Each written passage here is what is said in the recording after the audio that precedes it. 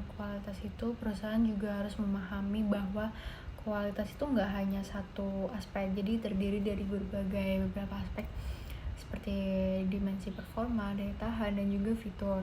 Jadi oleh karena itu sejak awal proses desain itu perusahaan perlu menjawab pertanyaan penting seperti apa yang diinginkan oleh pelanggan, juga seberapa tinggi performa yang dibutuhkan, jadi kayak serta berapa biaya produksi yang optimal. Jadi perancangan produk itu nggak hanya melibatkan engineer, jadi juga membutuhkan kolaborasi yang dengan bagian marketing, operasi, dan supply chain agar produk ini tuh yang dihasilkan tuh sesuai kebutuhan pasar dan tetap efisien untuk diproduksi. Dan selain itu konsep Kano ini tuh menjelaskan bahwa kualitas itu terbagi menjadi basic, performance, dan exciting quality. Jadi di mana fitur yang awalnya itu menarik dapat berubah menjadi kebutuhan dasar seiring waktu. Nah selanjutnya itu proses desain produk itu terdiri dari beberapa tahap yang saling terhubung. Jadi proses ini tuh dimulai dari penciptaan ide produk yang berasal dari internal perusahaan maupun eksternal seperti pelanggan dan kompetitor. Setelah itu perusahaan itu memproyeksikan kebutuhan dari pelanggan di masa depan, kemudian memilih teknologi dan material yang tepat. Jadi serta menentukan proses produksi yang akan digunakan. Jadi tahap selanjutnya itu menetapkan spesifikasi akhir produk, menyiapkan strategi pemasaran, dan juga distribusi, serta melakukan pengujian desain. Setelah itu perusahaan juga merancang sistem produksi yang efisien dan juga mampu menghasilkan produk yang berkualitas tentunya, dan juga dengan biaya yang rendah. Jadi produknya itu bisa diproduksi dan juga didistribusikan untuk digunakan oleh konsumen. Lalu untuk memastikan kebutuhan pelanggan ini benar-benar diterjemahkan dalam desain produk tersebut tuh digunakan metode Quality Functional Deployment atau QFD. Jadi QFD ini tuh membantu pengubah voice of customer itu menjadi spesifikasi teknis melalui alat yang disebut House of Quality. Jadi ini tuh apa sih? Jadi ini tuh proses yang meliputi identifikasi kebutuhan pelanggan, terus penentuan aspek teknis, juga analisis hubungan keduanya gitu kan. Jadi evaluasi dengan kompetitor itu serta penentuan prioritas. Dengan QFD ini tuh perusahaan itu dapat fokus pada aspek yang penting bagi pelanggan. Jadi sehingga produk yang dihasilkan tuh nggak hanya berkualitas secara teknis, tapi juga mampu memberikan kepuasan yang maksimal. Baik, selanjutnya saya akan menjelaskan materi mengenai teknologi in design. Jadi teknologi itu berperan sebagai enabler utama dalam meningkatkan kualitas dan juga efisiensi desain. Terus seperti CAD atau CAM, CAE, dan juga CAT itu memungkinkan visualisasi, simulasi, hingga pengujian desain secara digital sehingga kesalahan dapat dideteksi lebih awal. Dampaknya adalah pengurangan biaya, percepatan time to market, dan juga peningkatan akurasi desain. Lalu untuk materi kedua adalah other design methodologies. Nah, pendekatan desain itu tidak lagi linear, tapi menggunakan metode seperti concurrent engineering, di mana berbagai fungsi desain produksi pemasaran itu bekerja secara paralel. Metode ini tuh meningkatkan koordinasi, mengurangi rework, dan juga menghasilkan desain yang lebih feasible secara operasional. Selanjutnya adalah organizing the design team. Jadi keberhasilan desain itu sangat dipengaruhi oleh struktur tim. Tim desain yang efektif bersifat cross-functional itu melibatkan berbagai keahlian untuk memastikan keputusan desain itu mempertimbangkan aspek teknis, biaya, kualitas, dan juga kebutuhan dari pelanggan. Kolaborasi yang baik ini mengurangi miskomunikasi dan juga mempercepat inovasi. Selanjutnya adalah the product life cycle. Nah, produk ini melewati tahapan introduction, growth, maturity, hingga decline.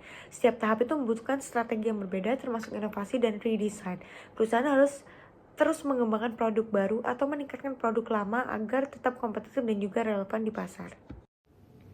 Selanjutnya masuk ke product families and the product life cycle. Jadi terdapat dua hal penting dalam siklus hidup produk. Yang pertama, siklus hidup produk semakin memendek sehingga kecepatan menghadirkan produk baru ke pasar menjadi semakin krusial. Yang kedua, variasi dan perubahan produk menjadi semakin penting karena dibutuhkan produk komplementer untuk mengisi kapasitas produksi. Variety adalah ragam produk yang diproduksi satu perusahaan pada waktu tertentu, sedangkan change adalah besarnya perbedaan suatu produk bila diukur pada dua waktu yang berbeda baik secara evolusioner maupun revolusioner. Tapi meskipun siklus hidup produk terjadi secara alami, perusahaan dapat mengambil langkah strategis dengan memperkenalkan produk komplementer, yaitu produk baru berteknologi serupa yang memperpanjang umur lini produk melalui penambahan fitur atau peningkatan dari versi yang sebelumnya. Contohnya acrylic cat yang memproduksi ATV untuk musim panas dan snowmobile untuk musim dingin untuk menjaga tingkat produksi tetap stabil. Pada level yang strategis, tantangannya bukan hanya mengelola satu produk yang menua, melainkan mengelola berbagai siklus produk secara bersamaan. Salah satu pertimbangan terbesar dalam merancang produk adalah design for manufacture, yaitu pendekatan desain yang bertujuan agar produk mudah dan hemat biaya untuk diproduksi. Selain kemudahan produksi, desain juga harus mempertimbangkan kemudahan perawatan, keandalan, serta kecepatan produk mencapai pasar, karena keterlambatan dapat mengurangi daya saing perusahaan. Dan juga di samping itu, isu lingkungan kini juga menjadi pertimbangan yang penting, sehingga produk harus dirancang untuk dapat digunakan kembali, dibongkar, dan diproduksi ulang. Dan semua pertimbangan ini harus ditangani secara bersamaan oleh para insinyur desain, manajer operasi, manajer rantai pasar, dan manajemen pemasaran. Sebenarnya konsep utama design for manufacture adalah make it easy to build atau buat semudah mungkin untuk diproduksi. Namun dalam praktiknya, pendekatan ini sering terhambat oleh kondisi di mana desainer produk dan desainer proses bekerja secara terpisah dan berurutan, sehingga komunikasi mereka itu terhambat dan proses redesign ini berulang dan memakan waktu bertahun-tahun. Nah, kini DFM ini hadir untuk menghilangkan masalah ini sekaligus mempersingkat waktu siklus desain. Untuk mendukung integrasi ini, banyak perusahaan yang menggunakan sistem ERP yang menggabungkan fungsi keuangan, perencanaan, dan pengendalian dalam satu arsitektur. Komponen penting dari sistem ini adalah PDM atau Product Data Management, yaitu sebuah alat yang membantu mengelola data produk dan proses pengembangan produk mulai dari fase desain hingga siklus hidup produk itu berakhir. Dan salah satu perhatian utama dalam desain produk baru adalah kemungkinan perawatannya atau maintenance-nya. Dan keputusan untuk memperbaiki atau mengganti produk pada dasarnya merupakan keputusan ekonomis yang mempertimbangkan biaya, manfaat, dan trade-off-nya. Dan keputusan ini semakin rumit ketika siklus hidup produk semakin pendek. Dan oleh karena itu, produk perlu dirancang agar mudah dirawat, yang mencakup komponen yang mudah diganti dan dilepas dengan alat yang standar, ruang yang cukup untuk melakukan perawatan, pembongkaran yang aman tanpa merusak komponen yang lain, serta tersedia manual dan dokumentasi yang memadai bagi pengguna. Selain perawatan yang mandiri, kemudahan akses terhadap pelayanan profesional ini juga merupakan bagian dari isu desain. Dan sejak fase desain, proses purna jual ini harus dirancang agar perawatannya dapat diterima secara mudah, cepat, dan hemat biaya. Dan tren terbaru dalam layanan ini adalah pemantauan jarak jauh, remote monitoring, yang diterapkan oleh Otis Elevator melalui sistem RAM yang mampu mendeteksi masalah dan memanggil teknisi bahkan sebelum kerusakannya itu terjadi. Dan produk yang andal adalah produk yang selalu tersedia saat dibutuhkan dan dapat diandalkan untuk berfungsi yang dengan baik. Reliabilitas produk merupakan hasil dari interaksi berbagai komponen dalam suatu sistem dan memiliki dua dimensi utama, yaitu yang pertama failure rate atau tingkat kegagalannya, dan yang kedua waktu. Dan terdapat dua jenis reliabilitas yang perlu dipahami. Yang ada komponen reliability, yaitu kecenderungan suatu komponen untuk gagal dalam jangka waktu tertentu, dan sistem reliability, yaitu probabilitas bahwa keseluruhan sistem akan menjalankan fungsinya selama masa pakai produk ditentukan.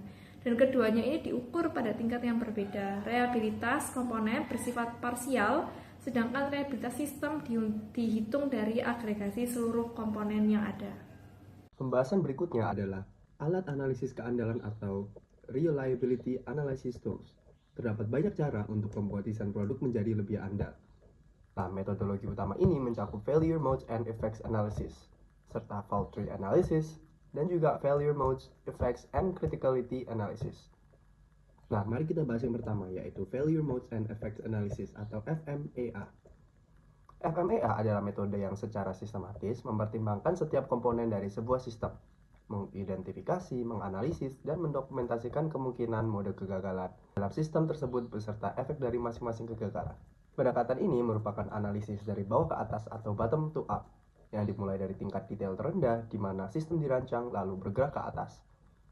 Lalu bagaimana FMEA bekerja? Pada dasarnya FMEA menjawab satu pertanyaan utama, yaitu bagaimana sistem atau komponen ini bisa gagal. Dengan menjawab hal ini, sejak fase desain, perusahaan mendapatkan banyak manfaat seperti peningkatan keamanan, kualitas, dan keandalan produk. Juga serta perbaikan citra perusahaan hingga pengurangan biaya pengembangan produk secara signifikan. Selanjutnya adalah Fault Tree Analysis atau FTA. Adalah alat analisis yang secara grafis menggambarkan kombinasi kesalahan-kesalahan yang dapat menyebabkan kegagalan sistem.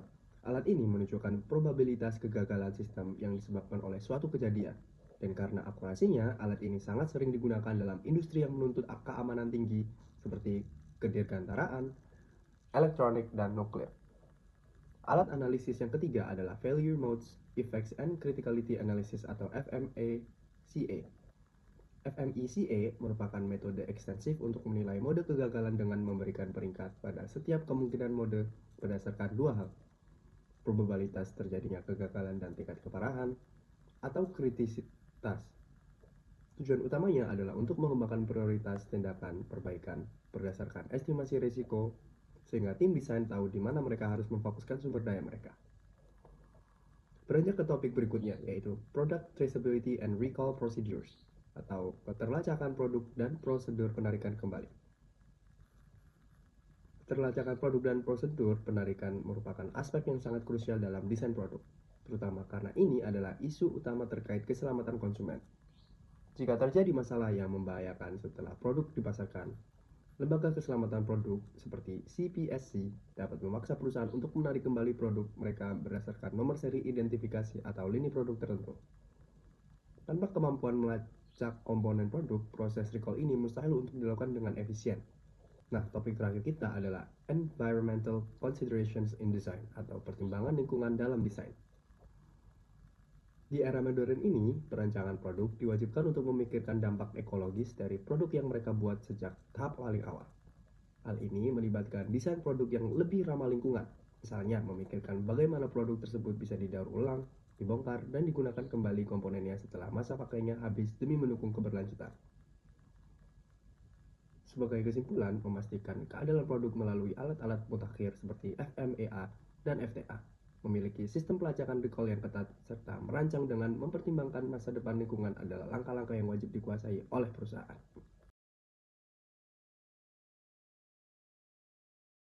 Baik, di sini saya akan menjelaskan introduction dari jurnal. Jadi di sini tuh akan membahas topik yang lagi krusial di dunia itu mengenai industrial modern. Jadi itu pengembangan produk yang berkelanjutan gitu. Jadi masalah yang sering kita hadapi saat ini tuh banyaknya perusahaan yang terjebak dalam model biaya keuntungan konvensional. Jadi mereka tuh sering melihat standar lingkungan itu hanya sebagai beban biaya atau batasan desain aja. Jadi akibatnya itu muncul fenomena overfeaturing di mana itu produk itu dibuat terlalu rumit untuk melampaui kebutuhan konsumen yang justru membuang-buang sumber daya gitu kan, dan merusak efisiensi proyek. Dan dari riset-riset jurnal itu hadir untuk mengubah pola pikir tersebut. Jadi kami tuh ingin menunjukkan bahwa mengintegrasikan kriteria lingkungan sejak tahap awal desain itu bukan cuma soal menyelamatkan bumi gitu kan, tapi juga strategi bisnis yang cerdas untuk meningkatkan kualitas produk dan membuka peluang pasar baru melalui kerangka kerja yang holistik. Penelitian itu juga bertujuan untuk memberikan panduan yang praktis bagi para insinyur untuk menciptakan produk yang ekonomis, aman, dan tentu saja ramah lingkungan. Selanjutnya ada jurnal literatur gitu kan. Jadi dalam menyusun strategi pengembangan produk itu jadi beberapa landasan teori dan metodologi utama yang digunakan. Pertama itu kita menggunakan LCA atau Life Cycle Assessment. Jadi sebagai alat evaluasi dampak lingkungan itu hingga awal sampai akhir itu siklus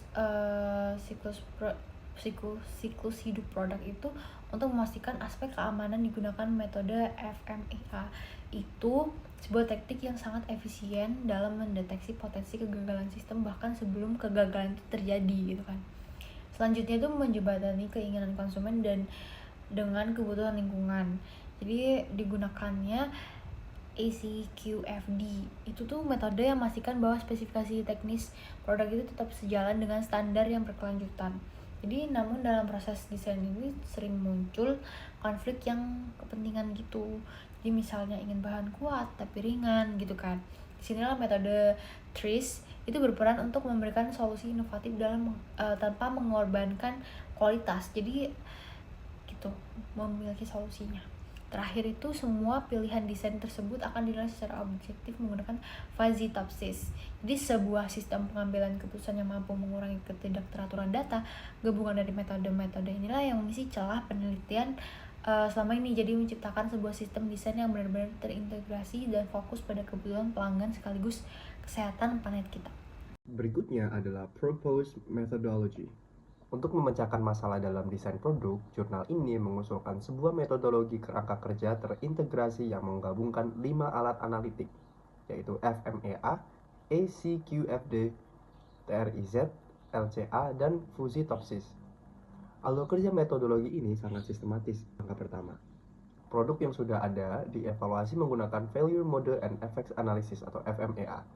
Tujuannya adalah untuk mengidentifikasi dan mengkuantifikasi tingkat kekritisan dari berbagai mode kegagalan menggunakan nilai Risk Priority Number atau RPN. Langkah kedua, nilai dari FMA tersebut kemudian diintegrasikan ke dalam alat Environment Conscious Quality Function Deployment atau ECQFD. Di sini, suara pelanggan atau voice of customer dihubungkan dengan metrik teknik untuk menentukan area perbaikan desain mana yang harus ditargetkan. Langkah ketiga, setelah targetnya jelas, metode TRIZ atau Theory of Inventive Problem Solving digunakan untuk memberikan solusi umum yang inovatif dalam menyelesaikan kontradiksi fitur pada desain. Langkah keempat, dari solusi tersebut dibuatlah model CAD untuk desain ulang produk. Model modifikasi ini kemudian diuji dampak lingkungannya menggunakan Life Cycle Analysis atau LCA. Langkah terakhir, metode Fuzzy top sys digunakan sebagai sistem pendukung keputusan yang melibatkan ulasan para ahli untuk memilih desain terbaik dari alternatif yang ada. Bagian case study dan analisis dalam jurnal tersebut itu pada dasarnya bertujuan untuk menguji dan memvalidasi framework yang diusulkan melalui implementasi nyata pada sebuah perusahaan manufaktur komponen presisi. Studi kasus itu difokuskan pada redesign produk pressure relief valve dengan pendekatan terintegrasi FMEA, ECQFD, TRIZ, LCA, dan top sys, sehingga analisis tidak hanya berhenti pada identifikasi masalah tetapi langsung pada solusi desain yang terukur. Nah, secara kritis, inti analisisnya menunjukkan bahwa masalah utama terletak pada aspek kegagalan produk dan dampak lingkungan, di mana komponen tertentu memiliki kontribusi besar terhadap emisi dan juga konsumsi energi. Melalui FMEA, titik gagal kritis berhasil diidentifikasi lalu diterjemahkan ke dalam kebutuhan desain menggunakan ECQFD. Selanjutnya, TRIZ digunakan untuk menghasilkan solusi inovatif atas konflik desain yang menunjukkan bahwa inovasi tidak muncul secara acak, tetapi melalui pendekatan sistematis. Tapi, tahap akhir analisis memperlihatkan bahwa dari beberapa alternatif redesign, dipilih salah satu desain optimal menggunakan Fuzzy top sys yang mempertimbangkan kinerja teknis sekaligus berkelanjutan lingkungan. Ini menegaskan bahwa kontribusi utama studi ini itu bukan hanya pada hasil desain, tetapi pada pembuktian bahwa integrasi multimetode itu mampu menghasilkan keputusan desain yang lebih komprehensif, terukur, dan juga keberlanjutan. Sekarang kita beralih ke bagian Results and Discussion. Sebagai studi kasus, jurnal ini menerapkan metodologi tersebut pada komponen katup pelepas tekanan atau Pressure Relief Valve atau PRV. Berikut adalah hasil dari penerapannya. Dari analisis FMA, ditemukan bahwa mode kegagalan yang paling kritis dengan nilai RPN tertinggi adalah tumpahan yang sering terjadi atau frequent spills, kebocoran internal, dan kemacetan atau jamming. Selanjutnya dari analisis ECQFD, yaitu opsi desain yang terpilih untuk mengatasi kegagalan tersebut adalah berfokus pada peningkatan kekuatan komponen, serta pengurangan jumlah cacat dan pengurangan berat komponen. Berbekal target tersebut, metodologi TRIZ berhasil merumuskan solusi inovatif untuk menyelesaikan kontradiksi desain, yang kemudian diwujudkan menjadi 4 alternatif rancangan ulang atau redesign. Keempat rancangan ini diuji kinerjanya menggunakan analisis kelelahan atau umur fisik, serta analisis sustainability atau LCA. Pada tahap penentuan akhir menggunakan Fuzzy top sys.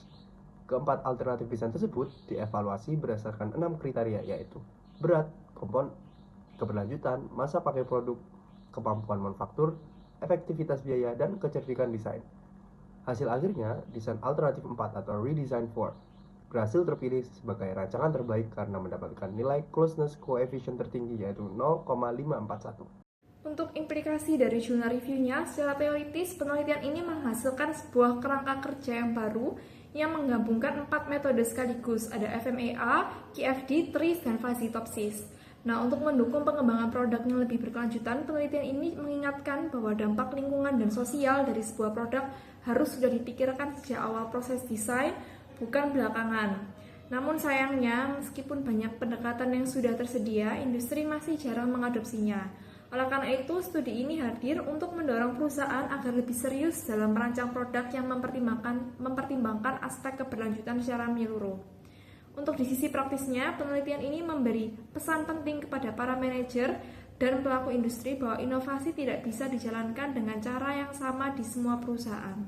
Semuanya itu bergantung pada kondisi dan kemampuan masing-masing. Dan satu hal yang menjadi perhatian utama dalam studi ini adalah fenomena yang disebut over-featuring, yaitu seketika sebuah produk ini dikembangkan secara berlebihan hingga melampaui kebutuhan nyata pengguna maupun kapasitas perusahaan itu sendiri.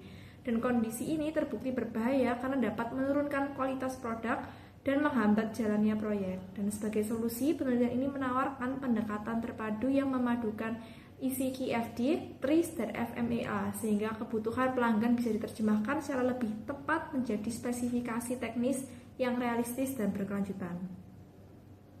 Untuk konklusinya, selama beberapa dekade terakhir, kesadaran dunia industri terhadap keberlanjutan lingkungan ini terus meningkat dan konsep sustainable development ini hadir sebagai jawaban atas kebutuhan tersebut.